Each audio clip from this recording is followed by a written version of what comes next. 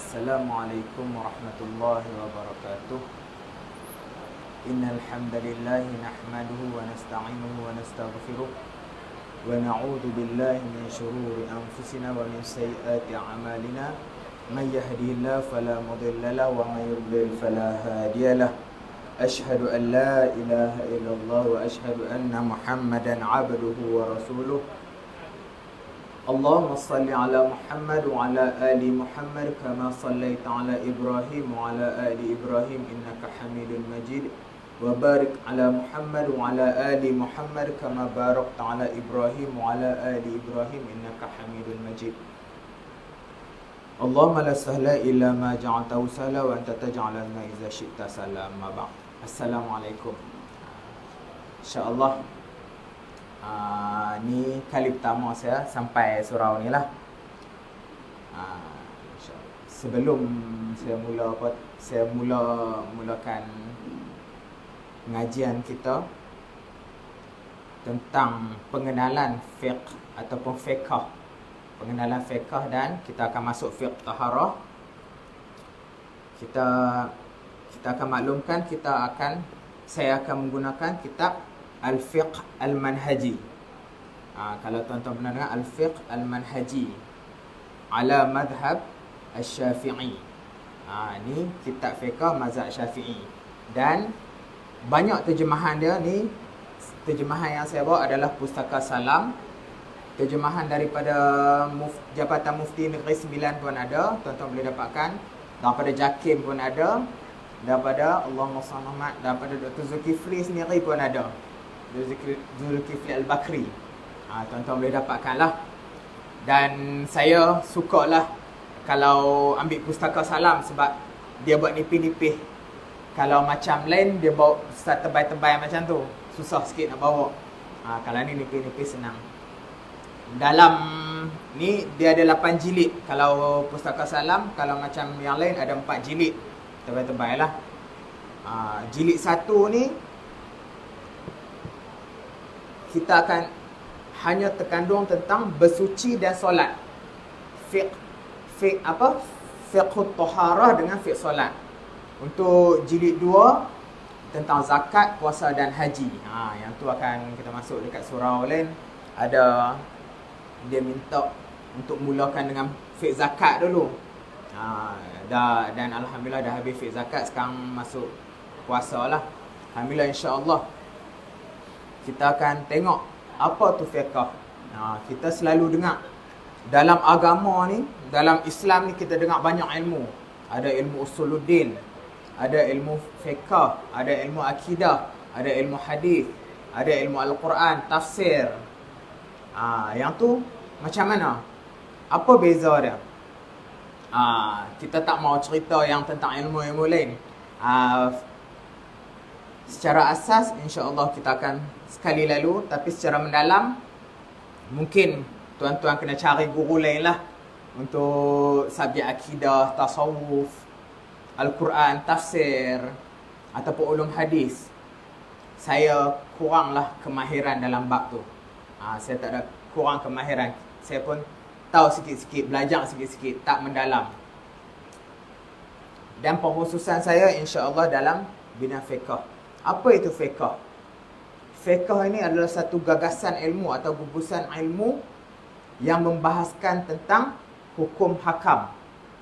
Hukum hakam, halal, haram, sah, tak sah, wajib, sunat, makruh. Apa lagi? Wajib, sunat, makruh. Apa lagi? Harus, haram. Yang tu semua kita akan tengok dalam mazhab Syafi'i, dalam apa orang kata, dalam fiqh, dalam perbahasan ilmu fiqh. Pengenalan ilmu fiqh. Fiqh adalah satu. Saya suka pakai, saya mengajar setakat ni, saya mengajar dua buah kitab saja dulu sebab tak mampu nak cover banyak kitab. Jadi saya dekat surau lain ada saya mengajar Al-Halal wal Haram fil Islam, karya Dr. Yusuf Al-Qaradawi. Untuk kat sini saya pakai fiqh manhaji. Sebab apa saya pilih bab fiqh, kitab fiqh? Sebab salah satunya itulah apa yang bidang saya dekat, yang saya belajar. Dan fiqh ni kita selalu apa orang kata hadapi dalam hidup kita, dalam kehidupan seharian kita, halal haram, makan kita, hari-hari kita makan, solat 5 kali sehari. Dan fiqh ni juga membahaskan tentang fiqh 4 mazhab. Inilah yang kita kata khilaf. Kalau kita cerita pasal 4 mazhab, memang kita tak boleh lari tentang perbezaan pendapat. Kita ambil satu contoh.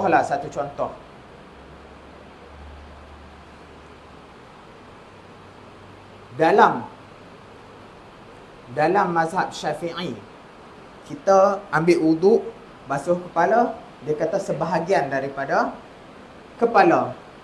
Sebahagian daripada kepala. Dalam mazhab Maliki dan Syafi'i, dalam mazhab Maliki dan Hambali, satu kepala. Sebab tu kalau tuan-tuan yang pernah pergi haji, nampak ada yang basuh kepala. Macam ni. Dan ada mazhab Hanafi, dia 1/4 daripada kepala. Tu perbezaan lah.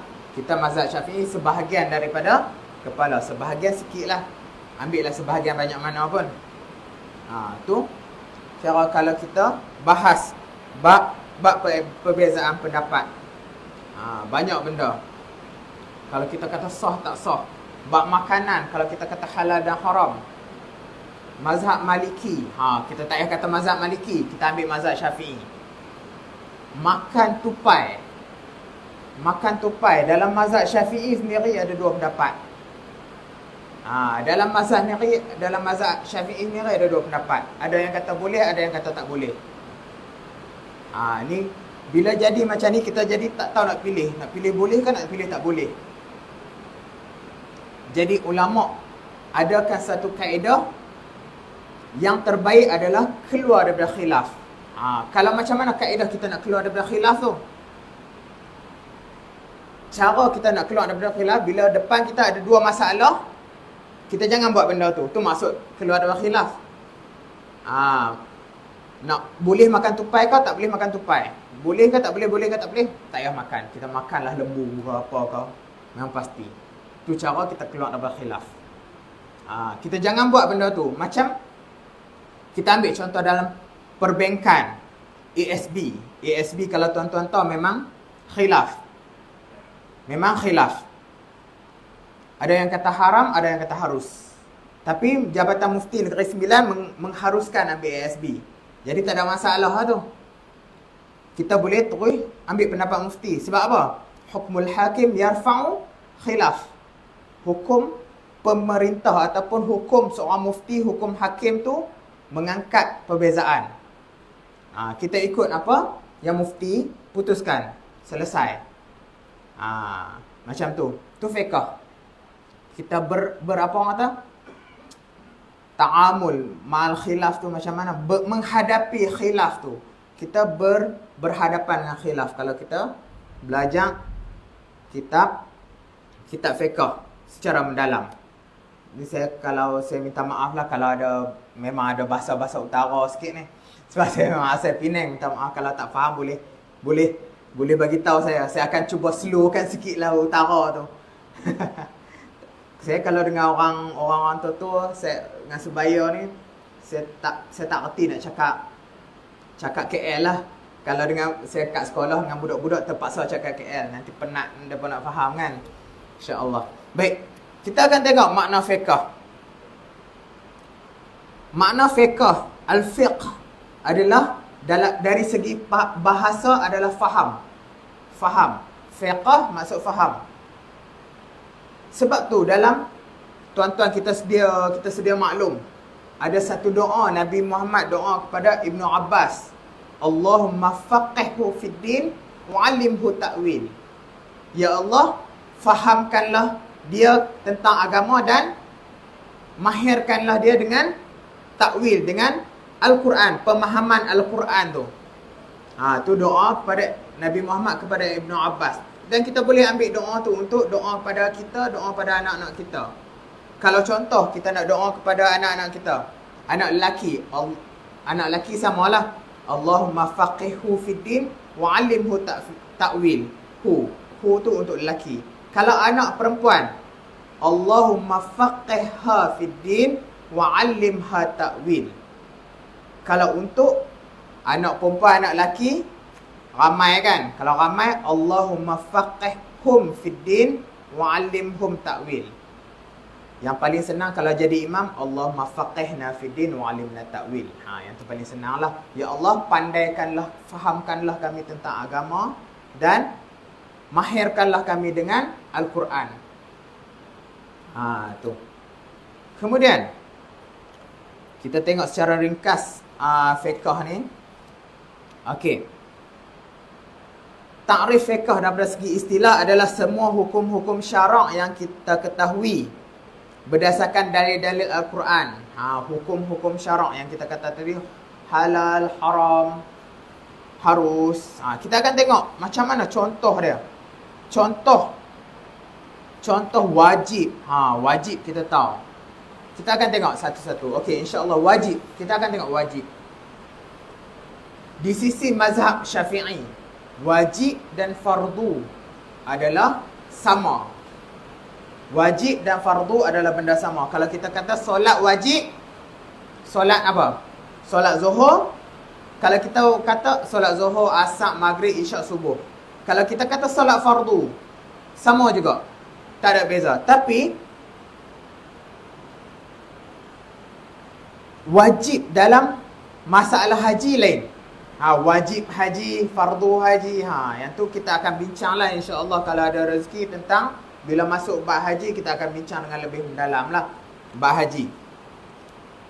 Manakala, okey, ada mazhab yang membezakan antara fardu dan wajib. Jadi kita tak payah, ni kita akan bahaskan tentang mazhab Syafi'i. Wajib dan fardu adalah benda sama. Wajib kalau kita buat dapat pahala, kalau kita tinggal dapat dosa. Tu maksud wajib. Yang senang lah. Kemudian datang sunat. Sunat ni buat dapat pahala, tinggal tak dapat dosa. Tu sunat. Kemudian harus. Harus. Sunat ni banyak kan? Sunat banyak kita tahu. Puasa apa? Puasa Isnin Khamis. Sunat. Puasa 3 hari setiap bulan. Yaumul bid. Dia kita ambil. Yang ni sunnah Nabi. Puasa dalam bukan ikut bulan apa orang kata? Bukan ikut bulan Januari, Februari, kita ikut bulan Islam. Sunat puasa tengah-tengah bulan 3 hari. 14, 15, 16. Kalau tak dapat tu bila-bila pun tak apa. Asal dapat 3 hari. Selang-selang pun tak apa. Tu sunat. Kalau kita buat dapat pahala, tak buat tak dapat apalah. Harus. Ya? Boleh. Okey, terima kasih. Apa perbezaan sunat dan sunnah? Sunat. Pertama sunat yang kita kata tadilah. Sunnah dia sama maksud dengan hadis. Ma udhifa ila Nabi sallallahu alaihi wasallam min al-fi'li wa qawlin min al-qawlin wa fi'lin wa taqririn sifatin khalqiyah wa sifatin khuluqiyah. Apa sunnah tu? Apa yang disandarkan kepada Nabi daripada perkataan, perbuatan, pengakuan, sifat ciptaan diri dia. Sifat ciptaan diri dia macam rambut Nabi, tubuh badan Nabi macam mana. Lepas tu sifat akhlak Nabi. Yang ni dah sunnah tu, apa yang Nabi buat kita boleh buat. Tapi ada sunnah pun terbahagi juga. Ada sunnah yang Nabi buat, memang kita buat, kalau ikut kita dapat pahala. Sebagai contoh, Nabi buat apa? Nabi solat sunat duha. Kita ikut Nabi, ajak solat sunat duha. Sunnah dan sunat tu benda tu. Sebelum tidur Nabi baca Al-Mulk. Sunnah. Dan hukum dia juga sunat. Sunnah kita ikut Nabi. Sunat hukum dia. Macam tu. Sunnah ikut Nabi, sunat hukum dia. Hukum buat benda tu. Tu sunnah. Contoh lagi. ada satu sunnah. Sunnah jibiliyah. Sunnah jibiliyah ni Nabi buat sebab Nabi sebagai seorang manusia. Yang ni kalau kita ikut, baguslah. Sebagai ada orang ikut sebagai kecintaan kat Nabi. Tapi ada orang tak boleh ikut sebab dia tak mampu. Sebagai contoh, Nabi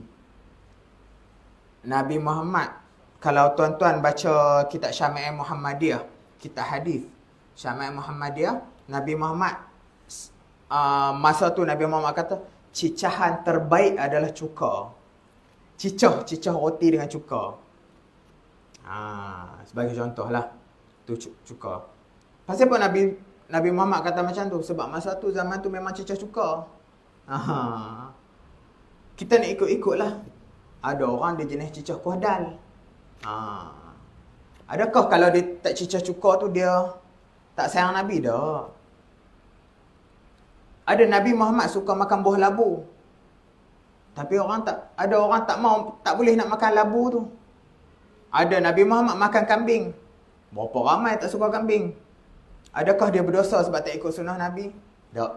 Yang tu sunnah Nabi sebab Nabi sebagai manusia ada kesukaan Nabi suka makan apa?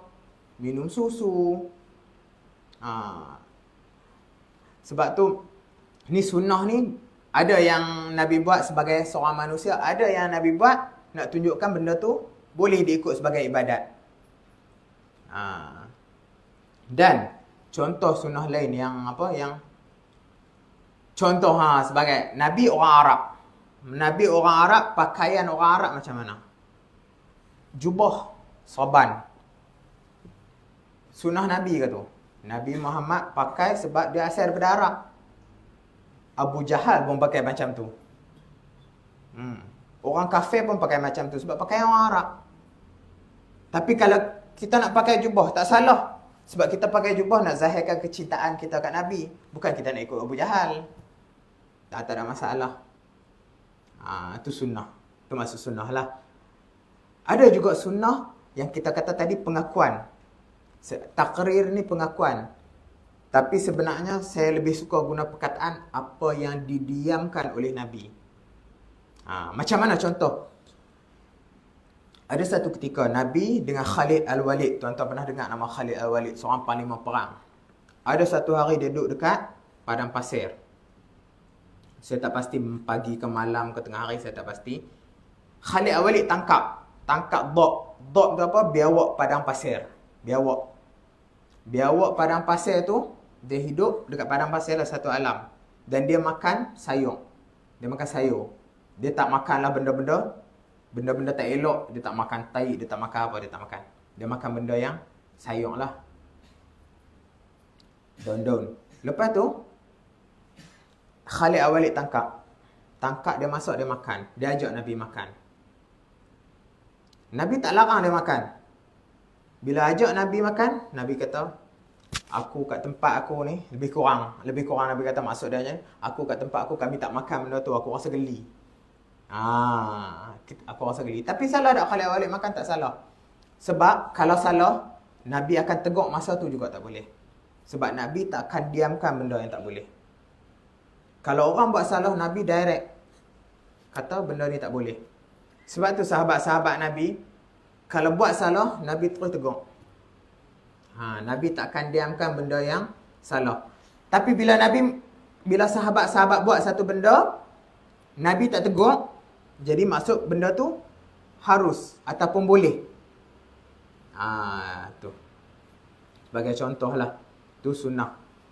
Sunnah kita nak buat. Alhamdulillah, kalau kita nak pakai jubah, pakai serban, fadal, bagus. Kita ikut, kita nak zahirkan kecintaan kita kat Nabi. Tapi adakah orang pakai jubah, pakai serban lebih baik daripada orang pakai kot? Tak. Yang dinilai adalah kat dalam. Dekat dalam. Allah nilai dekat dalam. Ada orang pakai jubah, pakai serban, sekadar nak tutup dosa dia. Nak tutup dosa dia. Dia mungkin kaki kelab malam apa semua, mai siang, masa orang tak nampak, dia pakai jubah. Ada. Ada kadang. Kadang dia nak tutup. Kadang orang tertipu. Kalau kita tengok sindiket sudahlah. Sindiket. Dia menipu. Scammer. Dia mesej kita nak pinjam duit ke apa ke. Pakaian elok. Kita tak sangka dia orang jahat. Sebab tu lah ni kita tak boleh nak nilai. Tak boleh nak nilai. Tak boleh nak, bukanlah ni saja. Zaman Nabi pun ada. Bukan sahabat Nabi lah. Zaman Nabi. Iaitu Abdullah bin Ubay bin Salul. Kepala munafik. Kepala munafik kat situ. Masa zaman Nabi. Abdullah bin Ubay. Kita pernah dengar nama Ubay bin Ka'ab. Ubay bin Ka'ab tu sahabat. Ka'ab bin Malik tu sahabat. Abdullah bin Ubay bin Salul. Yang ni kepala munafik kat situ. Nabi Muhammad tahu. Nabi Muhammad tahu. Nabi Muhammad dalam seorang sahabat Nabi je yang tahu siapa, apa orang kata, orang-orang munafik pada zaman tu. Nabi Muhammad bagi list kat dia. Dia seorang je dan dia tak habaq kat orang lain. Iaitu nama dia Huzaifah. Huzaifah ni dia tahu senarai orang munafik dekat Madinah tu. Tapi dia tak sebarkan lah. Mungkin atas arahan Nabi, wallahu alam lah. Dia tak bagi tahu orang munafik. Dan kita tanya-tanya, orang munafik di luar nampak baik, luar nampak beriman, dalam ni dia menyekutukan Allah. Dia menyekutukan Allah. Dan kita tanya, kalau Nabi tahu, kenapa Nabi tak bunuh? Kalau orang kafir, Nabi perang, Nabi bunuh. Orang murtad, hukum dia kalau kita dah ajak dia, kita dah dakwah dia untuk kembali pada Islam, dia tak mau, hukum dia bunuh. Yang ni kita akan bincang jugalah dalam kitab apa? Dalam kitab ni. Kitab ni bab jilid 8, lambat. Jilid 8, jilid last sekali. Ada sebab juga kenapa ulama letak bersuci kat depan, jenayah perang semua dekat belakang, dekat bab belakang. Ada juga perbahasan dia. Baik. Sebab apa Nabi tak bunuh orang-orang kepala munafik ni? Sebab apa? Sebab munafik ni kita tak dapat tengok. Kita tak dapat tengok. Kita tak tahu siapa munafik. Jadi kalau Nabi bunuh orang munafik, orang bukan Islam, masa tu lah dia pun nak cucuk jarum. Tengok Muhammad ni. Tengok Nabi Muhammad ni, dia bunuh orang dia sendiri. Dia bunuh orang dia sendiri. Sebab tu Nabi tak bunuh orang munafik. Sebab tu Nabi Muhammad tak perang orang munafik. Dan begitu juga masa zaman Khalifah Abu Bakar. Khalifah Abu Bakar As-Siddiq lagilah tak tahu siapa munafik. Abu Bakar As-Siddiq tak dapat wahyu daripada Allah. Nabi Muhammad dapat wahyu, tapi Abu Bakar As-Siddiq tak dapat wahyu. Jadi dia perangi orang yang menzahirkan orang yang zahirkan kekufuran dia. Sebagai contoh, zaman Abu Bakar ni dia perangi dua golongan. Mani'uz zakah dengan ahlu riddah. Mani'uz zakah ni apa? Mani'uz zakah ni adalah orang yang tak mau bayar zakat. Orang yang tak mau bayar zakat. Dan ahlu riddah, orang yang murtad. Ni diperangi. Sahabat-sahabat tanya, ya Abu Bakar, kenapa perangi orang yang tak mau bayar zakat ni? Abu Bakar kata, wallahi aku akan perangi siapa yang memisahkan zakat dengan solat. Solat wajib, zakat pun wajib. Sebab apa? Sebab orang yang tak mau bayar zakat ni, dia ada dua hukum. Macam tu kot solat. Solat ada dua hukum. Orang yang tinggal solat sebab malas, apa hukum dia? Berdosa besar. Dan ada orang tinggal solat sebab dia kata, solat Zuhur ni tak wajib pun. Kufur. Kasak dia kafir. Macam tu kot zakat. Bila Nabi wafat, dia kata, Nabi wafat, kewajipan zakat dah tak ada. Kafir. Sebab tu Abu Bakar perang. Sebab apa Allah SWT? Sebab akidah mereka bermasalah. Bab hukum, dia akan bersangkut paut dengan akidah. Kalau kita main-main. Sebab tu kita tak boleh main-main bab hukum. Kadang-kadang kita saja main-main. Tak wajib pun. Jangan. Dia membahayakan akidah kita, pegangan kita. Baik. Kita tengok harus pula. Harus. Apa itu harus? Harus ni bukan sunat, bukan wajib. Harus ni kita buat tak ada apa, tak buat pun tak ada apa. Contoh makan. Kita nak makan, hari ni kita nak makan pizza ke nak makan nasi ayam? Makan nasi ayam. Kita nak makan petai ke nak? Tak ada masalah. Tapi makan petai makruh lah. Makan petai makruh sebab berbau. Okey. Apa orang kata? Sekali kita tengok makruh pula. Okey, harus. Benda harus kita buat tak ada masalah. Kita buat tak bagi kesan, kita tak buat pun tak bagi kesan. Ada orang main pakai serban, ada orang main pakai songkok. Yang mana pun boleh. Ada orang pakai selong, ada orang pakai kain. Fadal. Tak ada masalah. Yang penting wajib dia apa? Wajib dia tutup aurat. Sebab tu kalau saya tengok artis-artis kalau dia nak berubah, hari ni tak pakai tudung, esok tiba-tiba pakai jubah, tudung labuh, tutup semua. Saya rasa macam sebab dia perubahan tak boleh mendadak. Bila satu perubahan dia mendadak, dia tak ada peringkat, tak tahan lama. Kita bagi contoh mula. Kalau kita naik anak tangga, kita tak naik atas terus, kita mula daripada bawah.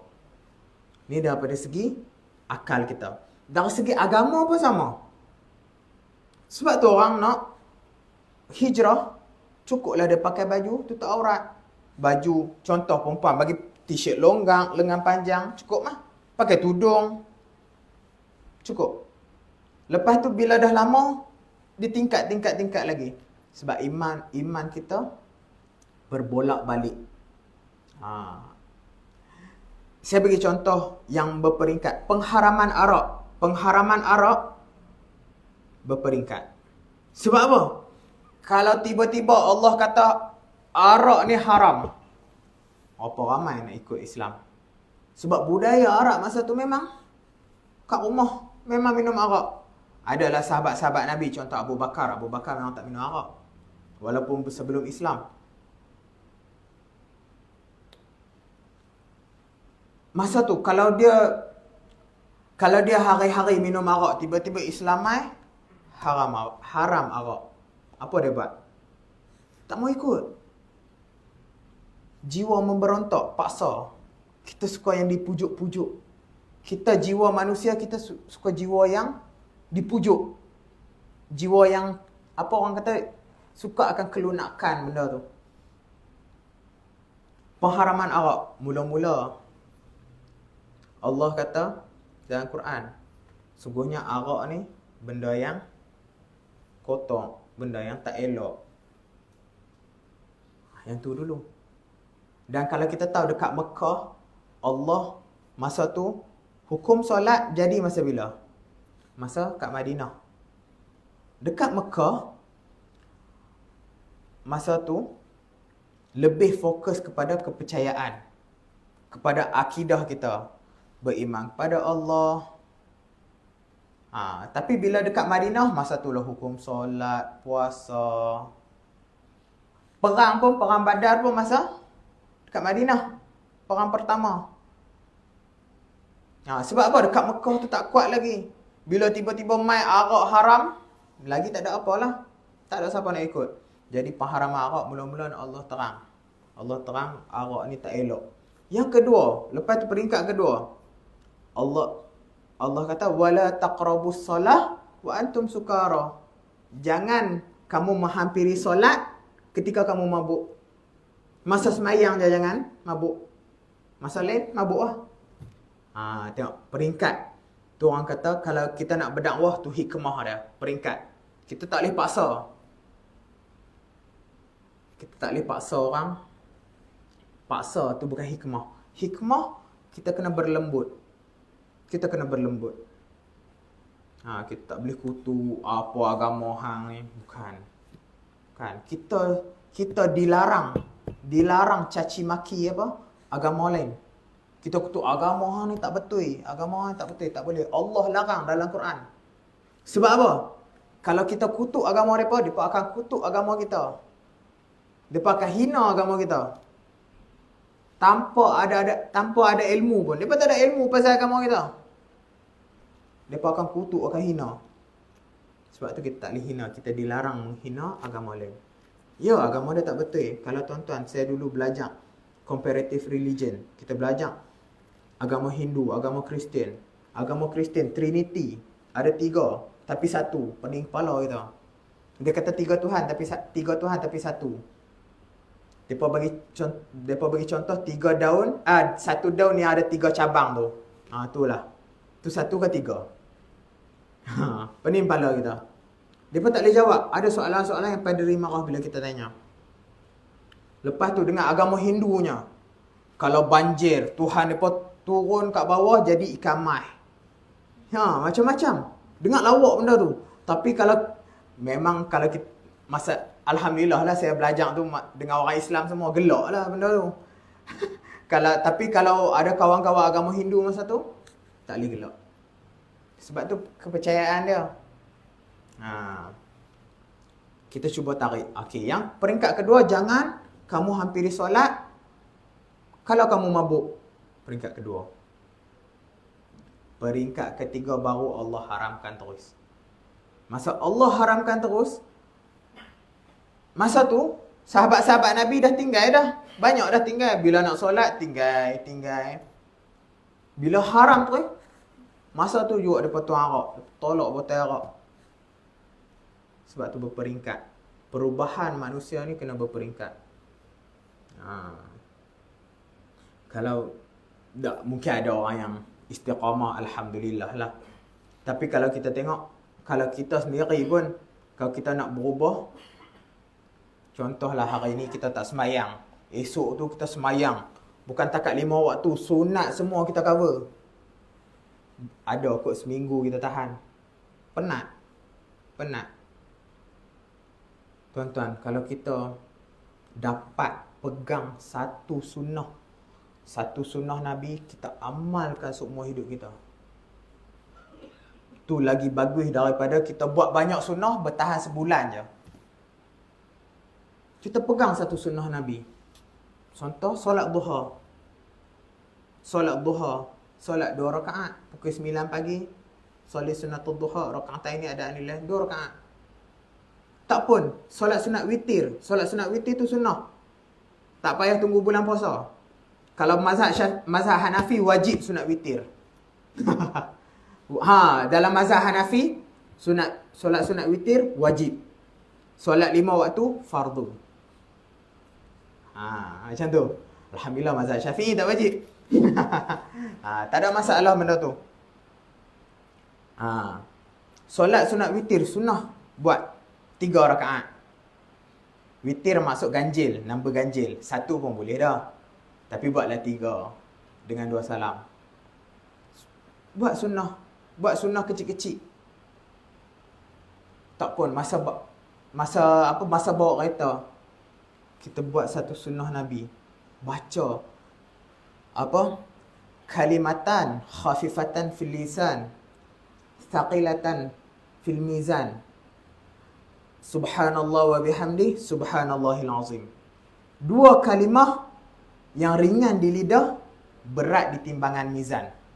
Subhanallah wa bihamdi, subhanallahil azim. Yang tu je. Lekatkan diri. Subhanallah wa bihamdi, subhanallahil azim. Subhanallah wa bihamdi, subhanallahil azim. Subhanallah wa bihamdi, subhanallahil azim. Ataupun baca zikir apa? Zikir macam lepas solat kita baca apa? 33 kali kan? Baca 33 kali subhanallah, alhamdulillah, Allahu akbar. Yang ni yang Nabi ajak dekat Fatimah. Masa Fatimah dia rasa terbeban dengan kerja dapur dia, penat. Perempuan kalau buat kerja kan, kita penat urus rumah. Bukan kita lah, saya lelaki. Bila Fatimah adu kat Nabi, Nabi ajak dia zikir ni 33 kali subhanallah, 33 kali Allahu Akbar. Kalau gamak lah ni ada apa, ada handphone, masa buat aja pasang zikir. Tapi jangan pasang Quran. Sebab apa pasang Quran tak boleh? Saya tengok dekat restoran dia suka pasang Quran. Sebab apa? Al-Quran bila kita dengar baca, kita kena duduk, kita kena dengar. Al-Quran tak boleh disia-siakan. Kalau kita pasang dekat restoran, orang duk makan, orang duk gelak-gelak, orang tak dengar. Al-Quran sia-sia. Tak boleh. Sebab tu lebih baik dia pasang zikir. Saya lagi suka kalau apa? Kalau restoran tu pasang zikir. Zikir lebih ni lah senang, semua orang boleh zikir Allahu Akbar, Allahu Akbar, Allahu Akbar, semua orang boleh ikut. Quran ada orang tak hafal. Kalau orang hafal pun masa dia nak makan, dia mana boleh ikut. Masa nak bersembang, masa makan-makan lah kita nak bersembang, kita nak bermesra dengan keluarga kita. Bukan tak boleh. Kadang-kadang kita macam mana orang kata buat baik tak kena tempat. Macam tu. Kita buat benda tak kena tempat. Nabi Muhammad, yang ni Islam ajak, kalau dibacakan Al-Quran, duduk diam, dengar. Macam dekat surau, baca Quran, baca, kita dengar. Kalau yang tak boleh baca, dengar. Tak ada masalah. Sebab tu Al-Quran bukan untuk disia-siakan. Dia tak boleh pasang sia-sia, tak ada apa. Kadang-kadang bila kita duduk kat surau baca Quran, yang kita faham, contohlah kita faham apa alhamdulillahirabbil alamin, iyyaka na'budu wa iyyaka nasta'in, hanya kepada kamu kami sembah dan hanya kepada kamu kami mohon pertolongan. Kita masuk dalam hati kita. Dengar. Tapi kalau contoh dekat restoran, iyyaka na'budu wa iyyaka nasta'in, setakat tu jelah, iyyaka na'budu wa iyyaka nasta'in, sia-sia, tak ada ni. Dan contoh kita baca Al-Mulk. Kalau surau ada buat baca Al-Mulk sebelum lepas isyak kan? Lepas isyak. Kita semua memang niat mai sini memang nak baca Al-Mulk. Kita niat, kita memang nak ambil manfaat daripada baca Al-Mulk. Tapi bila kita pergi restoran, kita nak baca Al-Mulk ke? Tak. Kita nak pergi restoran, kita nak makan, nak berehat. Walaupun sebab tu nak buat benda tempat, nak buat baik tempat kena-kena lah. Macam nak baca Quran, kena tempat bersih, dalam tandas tak boleh. Walaupun baca Quran tu baik, tapi tempat tak kena. Tempat tak kena. Tu macam tu. Kemudian haram. Haram adalah perkara yang dituntut oleh syarak supaya tinggal. Tinggal haram ni tinggal dapat pahala, buat dapat dosa. Tu haram. Kemudian haram ni banyak lah. Tadi macam kita kata minum arak tadi. Tapi tu masa apa? Masa tak darurat. Dalam keadaan darurat kita boleh buat benda haram. Tapi dua benda dalam keadaan darurat tak boleh buat. Walau apa keadaan sekalipun tak boleh buat dua benda ni. Iaitu zina dengan bunuh orang. Zina tak ada darurat. Darurat tak ada. Dan bunuh orang. Walaupun darurat tak boleh. Dua benda ni. Ada kaedah fiqh kata ad-darurat tubihu mahzurat. Darurat tu akan mengharuskan perkara yang haram. Sebab tu kita tahu kalau darurat kita boleh makan babi. Ni boleh makan, tapi makan banyak mana? Makan sekadar untuk hidup. Bukan makan sampai kenyang, panggil makan nori kan. Ada perbahasan, ni perbahasan ulama juga. Bila babi tu kita makan, ketika darurat, kena masak ke tak payah masak? Kena masak ke tak payah masak? Beza, ni berbeza pendapat. Masak boleh, tak masak boleh. Masak boleh, tak masak pun boleh. Wallahu alam lah macam tu. Terpulang lah, tapi carilah rumput-rumput dulu. Tengok lembu makan, pilih makan dengan dia. Jangan, kalau boleh kita nak elok daripada makan benda-benda gitu lah. Kalau dah tak ada sangat, yang tu je ada makan. Makan sekadar untuk hidup. Kemudian makruh. Makruh ni kalau kita tengok, makruh ni terbahagi kepada dua. Makruh tahrim adalah apa yang dituntut oleh syarak dengan satu tuntutan secara putus. Makruh tahrim ni makruh yang menghampiri kepada haram lah. Makruh. Makruh ni buat apa? Buat tak dapat apalah, tak dapat dosa, tak dapat pahala, makruh. Kalau tinggal dapat pahala. Sebagai contoh ni lah makan benda-benda busuk. Makan benda-benda busuk. Nabi kata jangan hampiri masjid kami kalau kamu makan daripada tumbuhan ni. Tumbuhan tu bawang putih. Bawang putih mentah lah, makan-makan mai semayang. Sebab apa? Sebab apa tak boleh?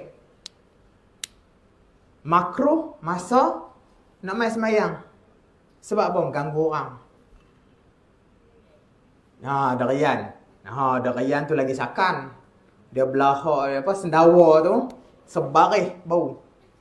Tambah berekon pula. Tu makruh, kita ganggu orang. Walaupun orang kita tahu orang suka derian, tapi bila kita sendawa, dia keluar bukan bau derian je, bau nasi semua. Ganggu orang. Tu makruh. Sebab tu bila tinggal kita dapat pahala. Nak makan jangan makan waktu dekat dengan semayang.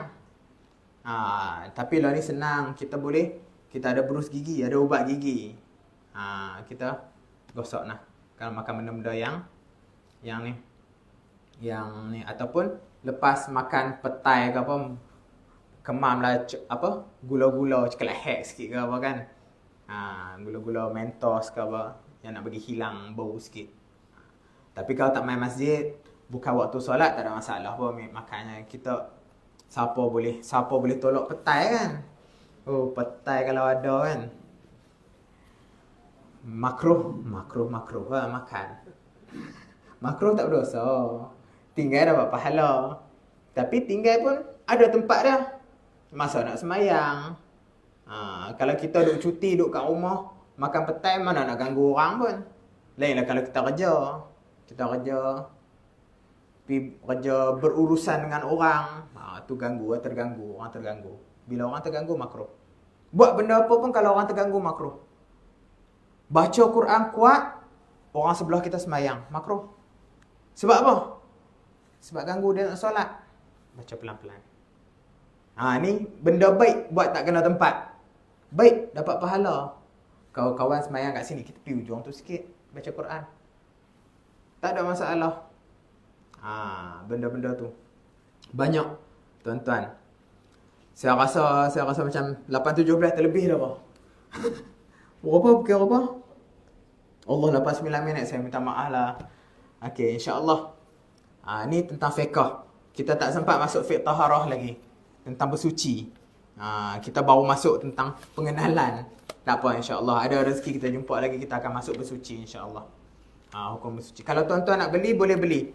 Boleh tengok kat Shopee. Kalau ni tengok kat Shopee saya tak tahu nak cari kedai buku mana. Kadang kedai buku macam popular tu memang tak ada dah benda-benda ni. Memang tak ada benda-benda. Kalau macam dekat Kedah, dekat tempat saya, ada Hasani. Hasani tu ada buku-buku agama macam ni. Kalau belah sini saya tak tahu ada ke Hasani ke tak. Saya tak pasti. Tuan-tuan cari kat Shopee. Bolehlah pakat-pakat. Siapa yang pandai guna Shopee tu, pakat-pakat seorang beli pakat bayar. Beli jilid 1 je dulu. Jilid 1 RM26. Jilid 2 belah-belah ringgit. Jilid 2 nipis. Jilid 2 yang ni. Kalau ni jilid 2 ni bab zakat. Dah habis bab zakat surau lah. Jilid 1. Jilid 1. Kalau tuan-tuan nak beli, baca sendiri. Lepas tu kita main mengaji sama-sama. Seronok. InsyaAllah. Baik. Saya rasa setakat ni saya minta maaf dah terlebih masa. InsyaAllah ada rezeki kita akan jumpa lagi. Kita akan sambung bab bersuci lah. InsyaAllah. Nanti kita akan bahas sebab apa ulama letak bersuci dulu. Tak letak perang dulu. Tak letak hukum hudud. Tak letak jual beli dulu. Tapi ulama letak bersuci dulu. Nanti kita akan cakap insya-Allah kalau ada rezeki. Moga-moga Allah bagi manfaat, Allah bagi redha Allah pada kita. Sama-sama kita doakan pada saudara kita dekat Palestin sana. Kesian tengok anak-anak kecil hospital kena bom, mak ayah dah. Kita terbayanglah anak-anak kita, cucu-cucu semua terbayang. Kadang tak gamak macam mana manusia boleh jadi sejahat tu. tak ada rasa ihsan langsung. Tak ada rasa ihsan langsung. Islam melarang kita bunuh.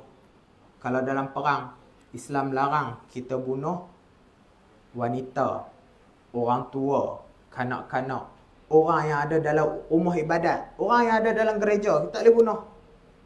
Orang yang ada dalam rumah. Orang yang angkat secara senangnya, orang Islam boleh bunuh orang yang angkat senjata kat dia aja. Peraturan. Peraturan Allah punya jaga.